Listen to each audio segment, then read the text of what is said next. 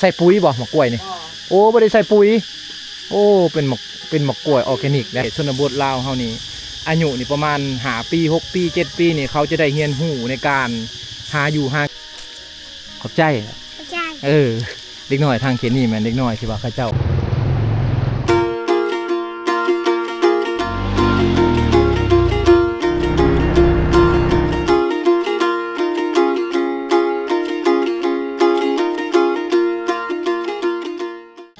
พี่น้องตอนนี้เบาโหนดมาฮอดบ้านสะดึงเลยเนาะหมู่บ้านสะดึงเป็นหมู่บ้านหนึ่งที่ว่าจะเข้าไปชายแดนลาวเวียดนามอยู่ตามถนนหนทางที่จะเข้าไปชายแดนลาวเวียดนามพี่น้องเป็นหมู่บ้านชนเผ่าบรูชนเผ่าตรีนะแต่มาในช่วงนี้แม่นชาวบ้านกับเจ้ากำลังจะขายกล้วยกัน กล้วยน้ำว้าหรือว่ากล้วยน้ำนั่นเองพี่น้องเลยเนาะ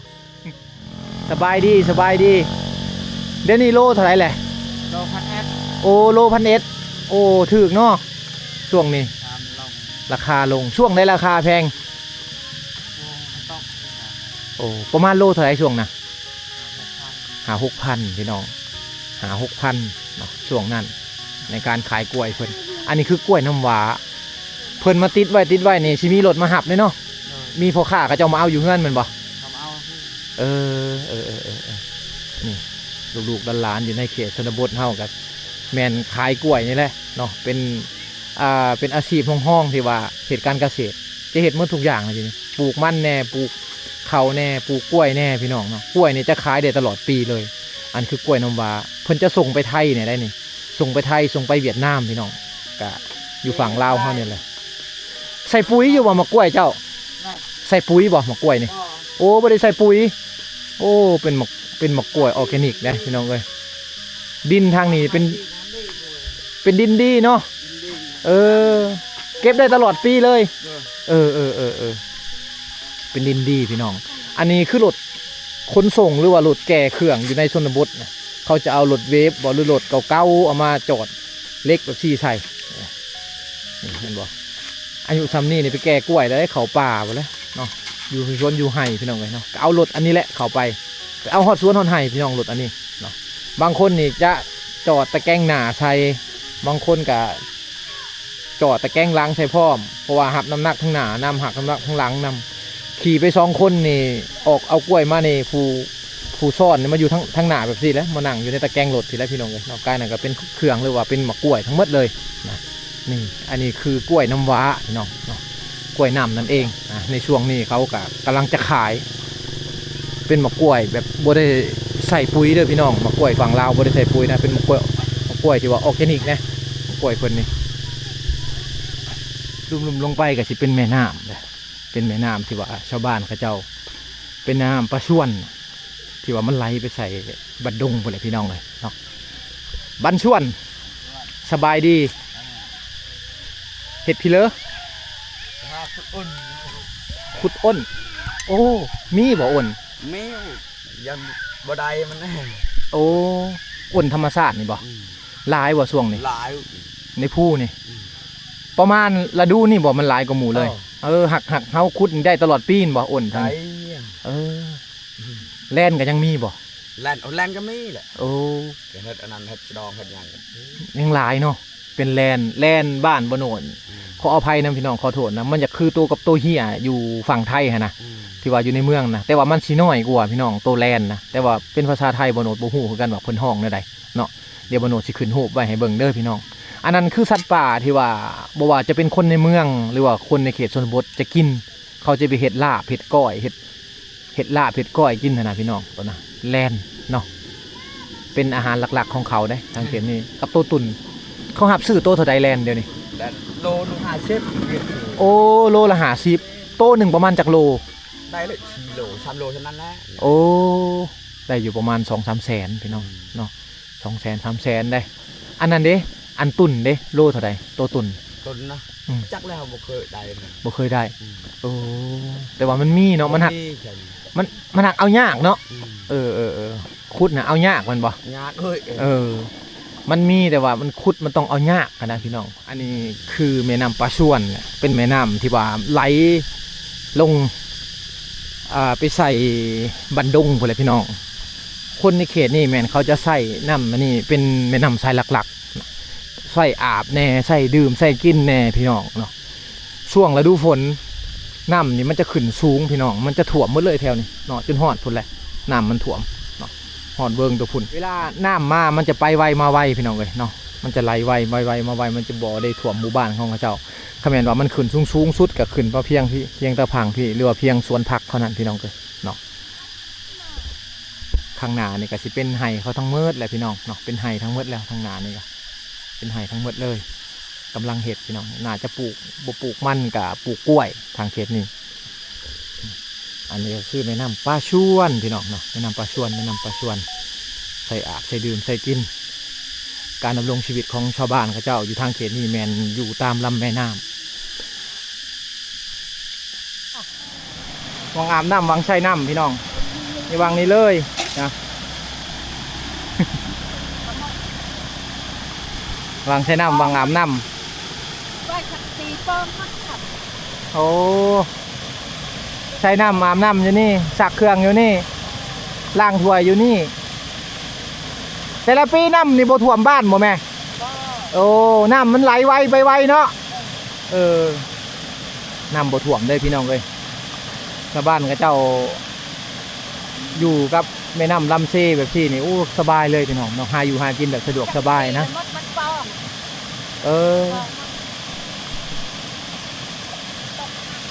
ยามเดือน10นี่ปลาหลายทางเขตนี้ปลามันจะขึ้นพี่น้องเนาะช่วงยามนี่บ่ค่อยมีปานใดมีแต่หอยพี่น้องเลยเก็บได้แต่หอยเด้อยามนี้ได้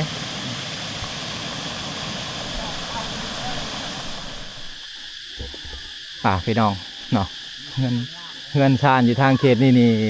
จะเป็นเฮือนซานแบบเก่าแบบเดิมแน่ส่วนหลายก็สิเป็นหมู่บ้านที่ว่ายังมีแต่คนทุกข์หลายนะอันนี้คือเฮือนซานเก่าๆเพิ่นจะเป็นแบบนี้ทั้งหมดเลยแต่เมื่อก่อนคนอยู่เขตนี่เขายังบ่มีเงินบ่มีค่ำเลยเนาะหนทางยังเข้ามาบ่ถึงกะเฮือนซานเขาก็สิเป็นแบบ4พี่น้องเนาะอันนี้คือเฮือนดั้งเดิมของคนชนเผ่าบรูชนเผ่าตรีเนาะแต่ว่ามาในปัจจุบันนี่ก็ถือว่าเปลี่ยนไปตามกาลเวลาก่อนจะได้เฮือนหลังหนึ่งได้เฮือนได้ชาติหลังหนึ่งเขาก็ต้องได้ขุดเปื่อยภูลงพี่น้องเนาะเฮ็ดเป็นเฮือนแบบ4นะจึงได้สร้างเฮือนขึ้นมาไม้อยู่แบบนี้นี่บ่แม่นไม้อันนั้นเพิ่นอันนี้จะเป็นไม้ที่ว่าเพิ่นเอาไว้เฮ็ดเฮือนเฮ็ดซ่านเพิ่นจะบ่ได้ขายพี่น้องเนาะไม้ตามกองตารางแบบนี้นะตามเฮือนตามซ่านเพิ่นแบบนี้เขาจะไว้สร้างเฮือนมาหลังใหม่เขาสบายดี สบายดีอันนี้ลูกสาวลูกชายน้องจะบ่ลูกเจ้าน้องเจ้าน้องชายเนาะอ้ายคือว่าลูกเจ้าโอ้ยคือจะเอาลูกแต่น้อยแท้น้องชายเพิ่น เมื่อกี้เห็นเพิ่นพาน้องเพิ่นไปอาบน้ำอยู่เนาะเด็กน้อยทางเขตนี้แม่นจะเรียนหูการเอาน้องแต่น้อยเลยเจ้าอยู่จักปีแล้วล่ะ อายเพิ่นอายก็ชื่อหยังเจ้าชื่อหยังล่ะฮะเจ้าชื่อหยังก่อ มะยม มะยมอายุเจ้าจักปีเลย กระดาษ โอ้บ่ฮู้บ่ชื่อพี่น้องกระด้างเลยบ่ฮู้บ่ชื่อเด้อทางนี้เพิ่นยังตำข้าวอยู่เนาะอ้ายคือว่าชุดเจ้าใส่หุงสีแหละบ่มียังบ่มีอันนี้น้องชายนะน้องชายเพิ่นบ้านชวนว่ะเพิ่นเอาขนมให้กะ มีขนมกะขนมโบราณพี่น้อง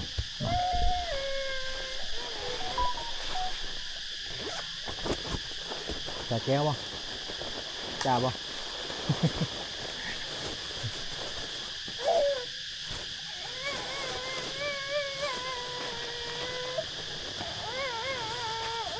เอ้า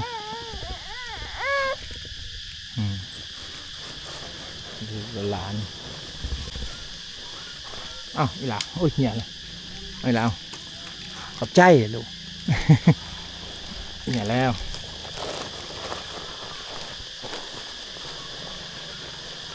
จ่าบ่จ่าแก้ว อันเนี่ยแหละเข้มๆเด็กน้อยอยู่ทางเขตนี่แมนจะได้เรียนรู้การเอาน้องเก็บเบียกเงินเบียกซานแทนพ่อแม่ไปให้ไปชวนกับเขาคือกันพี่น้องเราต้องได้เรียนรู้ทั้งหมดเลยส่วนหลายจะเป็นเด็กน้อยผู้หญิงที่ได้เรียนรู้เบียกแบบซี่พี่น้องเนาะอันนี้เพิ่นยังตั้มเข่าอยู่มื้อเช้านี่เพิ่นตั้มเข่าอยู่นี่หากกระตั้มแล้วพี่น้องเนาะอันนี้บริเวณที่ว่าชาวบ้านเพิ่นตั้มเข่าทางเขตนี่ถึงว่าจะมีไฟฟ้าแต่ว่าเขาจะดึงเขาได้แต่บางหมู่บ้านเท่านั้นหรือว่าบางเงินบางชานเท่านั้นพี่น้องเนาะบางเงินบางชานที่บ่มีเงินบ่มีคำเขาก็บ่ได้ดึงเขาพี่น้องเนาะฉะนั้นทางเขตนี้เขาจึงได้ตั้มเขาเอาอันนี้คือโคกชีเขาโบราณนี่โคกรุ่นเก่าพี่น้องอันนี้จะเป็นโคกรุ่นใหม่โคกรุ่นใหม่ก็จะเป็นปูนเป็นคอนกรีตแบบนี้แหละเนาะใส่ได้ตลอดเลยใส่สากแบบนี้นะเป็นสากแอลกิ้วๆอย่าคือกันทางเขตเมืองนองนี่คือกับเขตเมืองนองสากกับเจ้าเงินซานกับเจ้าก็สิเป็นแบบนี้แหละพี่น้องเลยเนาะอยู่ตามนี่ไปเขาก็เด็กน้อยทั้งเขตนี่ก็สิเป็นเด็กน้อยที่ไร้เดียงสาโมหูจากโลกภายนอกบันชวนบอกล่ะบันชวนคือสบายดี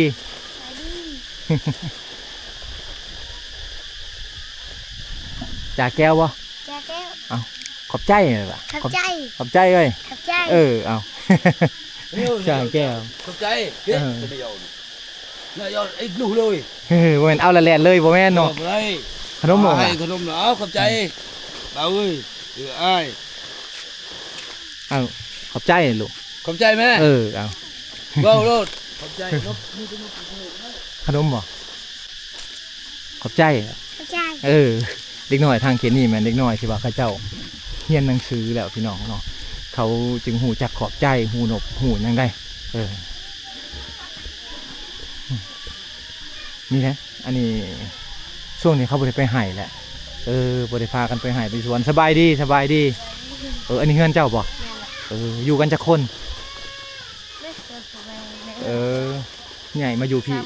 อยู่กัน3 คนอยู่ลูกผู้หนึ่งบ่ได้อยู่น้ำพ่อน้ำแม่อยู่ใกล้ๆกันอยู่ทางเขตนี้แม่นครับว่าแต่งงานมาแล้วว่าได้ผัวได้เมียเขาจะเฮ็ดเฮือนอีกหลังหนึ่งจะเป็นเฮือนแบบซี่พี่น้องอันนี้คือเฮือนที่ว่าเพิ่นสร้างครอบครัวใหม่นะเพิ่นจะอยู่แบบนี้เลยอันนี้คือเฮือนพ่อแม่จะบ่ได้อยู่หลังเดียวกัน แต่ว่าการกินการอยู่ต่างๆก็อยู่นํกันนะ ขนมบัวลายมีบัวลายบันได พอได้ยายเด็กหน่อยเขาบันชวนผู้สาวบันชวนกระมูลผู้ใดกระมูล นายกระมงนายกระมง 3 คนนี่บ่ เ บุลุกบ่ กินบ่ขนมนี่ปีหน้ามากินขนมนะ ผู้สาวอายนั่นนี่แหละผู้สาวในเขตชนบทลาวเฮาพี่น้องอายเนาะที่อายนะมนุษย์อาจจะบุหลายกันปั่นกันเด้อแม่เด้อปั่นให้ผู้สาวหน่อยเด้อเฮียลงลุ่มเลยผมเฮียแล้วเอาปั่นกันเด้อมันบุหลายลูกขึ้นมาได้ไหมผู้สาวเนี่ยอันนี้คือผู้สาวทั้งหมดเลยนะ3 คนนี่พี่น้องผู้สาวคือผู้สาวบ้านป่าหรือว่าผู้สาวในเขตชนบทเพิ่นสิอ้ายกล้องแบบซี่หมู่แบบนี้แหละ นายมืออัก อายุนี่ประมาณ10 ปลายปีเลยเนาะประมาณทางนี้ประมาณ15-16 ปีเขาจะสร้างครอบครัวแล้ว18 ปีจะมีลูกนะบางคนก็มีลูกหลายคนบางคนก็มีลูกน้อยพี่น้องเลยเนาะ เด็กน้อยคุ้มนี่จะหลายเด้อพี่น้องเด็กน้อยคุ้มนี่ยอมรับว่าเป็นคุ้มที่ว่าใหญ่นะโอ้เฮือนชานเพิ่นตัวนี้จะเป็นเฮือนแบบใหม่หมดเลยเป็นเฮือนเกาะเฮือนปูนมาแล้วเนาะเป็นเฮือนเกาะเฮือนปูนทั้งหมดเลยพี่น้องเนาะคุมื้อนี่วัฒนธรรมอยู่ทางเขตนี่ก็ปรับเปลี่ยนไปตามกาลเวลานะพี่น้องผู้ที่ว่ามีทรัพย์สินมีเงินเนี่ยหาเงินหาคำเนี่ยเขาก็จะเฮ็ดเฮือนปูนเฮือนเกาะแบบซี่พี่น้อง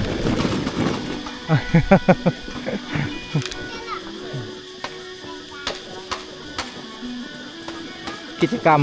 ยามนี่ก็อาจจะบ่มีหยังหลายเลยพี่น้องเพราะว่าในช่วงนี้ก็เป็นช่วงที่ว่าชาวบ้านก็เจ้านั่นบ่ได้ไปไห้ไปสวนเนาะมีแต่ไปหากินเท่านั้นแหละพี่น้อง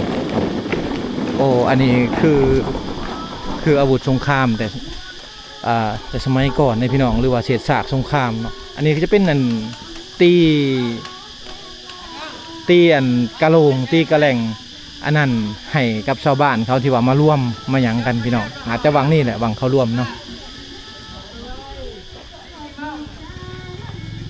ผู้เงินชานกับเจ้าเป็นเงินชานเดิมๆสบายดีพ่อสบายดี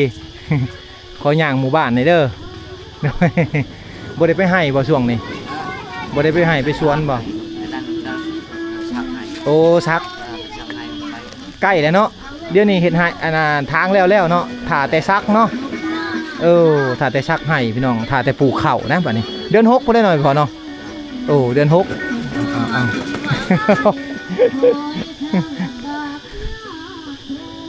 อ้าวย่างเบิ่งบรรยากาศพี่น้องเนาะเป็นบรรยากาศที่ว่าผู้คนเริ่ม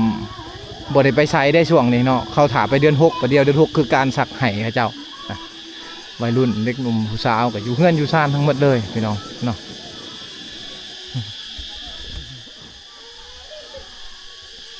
โอ้ทางนี้ลูกๆหลานๆเขาเจ้ากินเมี่ยงกินสมกันสบายดีบันส่วนจ่ายังกินบ่ขนมนี่กินบ่ขนมจ่าขนมจ่าแก้วบ่จ่าแก้วบัดอ้ายกินเมี่ยงกันอันนี้ตั้มยังด่ะฮะเมี่ยงบ่โอ้เอ้าลูกขอบใจเลยลูกเอาจับเอา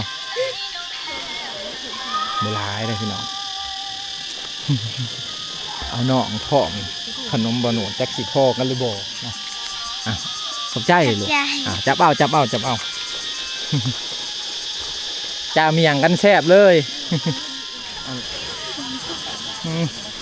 เจ้าบ่เอาบ่เจ้าบ่เอาบ่จับเอาจับเอาลูกๆหลานๆอายุยังน้อยๆได้นี่โอ้ยจะหื้อเสือที่ลูกเลยเอา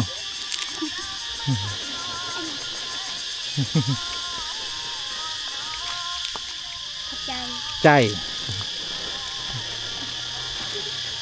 เขาอายกล้องอันนี้คือลูกๆหลานๆอยู่ในเขตบ้านสะดึงเนาะดึงเขาเจ้ากินเมี่ยงกันอันนี้คือหมักสมกับเจ้าอันนี้มันยังเขาห้องอะบังโอ้หน่อไม้พี่น้องหน่อไม้ตำเป็นสมโอ้ไปใช้ลูกไปใช้มาพี่อันนี้คือลูกๆหลานๆอยู่ในเขตชนบทลาวเฮานี่อายุนี่ประมาณ5 ปี 6 ปี 7 ปีนี่เขาจะได้เรียนรู้ในการหาอยู่หากินส่วนหลายจะเป็นผู้หญิงและมัดอะดือใส่แอวแบบนี้พี่น้องถือเสียมไผเสียมมันเลยเนาะลูกเอาเสือแดงเอาขอบใจลูกขอบใจไว้สิไปหากินบ่นี่แม่สาวนี่จะเขาสิไปหากินบ่มันแม่มาเอาขนมนี่ไปใช่น่ะเอาขนมเขาอายพี่น้องขอบใจลูกเอามาแม่ไปยังบ่ได้เอาลงขอบใจลูกผู้ใดยังบ่ได้เอาไว้ขอบใจเลยข้าเจ้าไปหายังนี่หาอาบังโอ้